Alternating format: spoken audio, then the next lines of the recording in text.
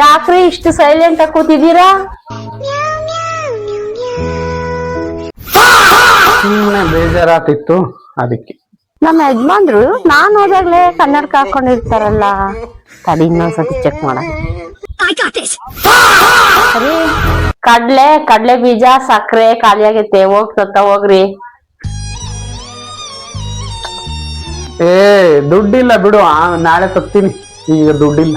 ಹೌದು ನಿಜ, ನಾನ್ ಹೋದಾಗ್ಲೇ ಕನ್ನಡಕ ಹಾಕೊಂತಾರಲ್ಲ, ಏನಿರ್ಬೋದು ಕೇಳೇ ಬಿಡ್ತೀನಿ, ತಡಿ ನೋಡೇ ಬಿಡಣ. ಯಾಕ್ರಿ ನಾನ್ ಬಂದಾಗ್ಲೇ ಕನ್ನಡಕ ಹಾಕೊಂತೀರಾ? ಹೇಳ್ರಿ, ನಿಜ ಹೇಳ್ರಿ ಏನಿದ್ರು. ಕಣ್ಣಿನ ಡಾಕ್ಟ್ರು ಹೇಳವ್ರೆ ತಲೆನೋವು ಬಂದಾಗೆಲ್ಲ ಈ ಕನ್ನಡಕ ಹಾಕೋ ಅಂತ, ಅದಕ್ಕೆ ಹಾಕೊಂತ ಇದ್ದೆ.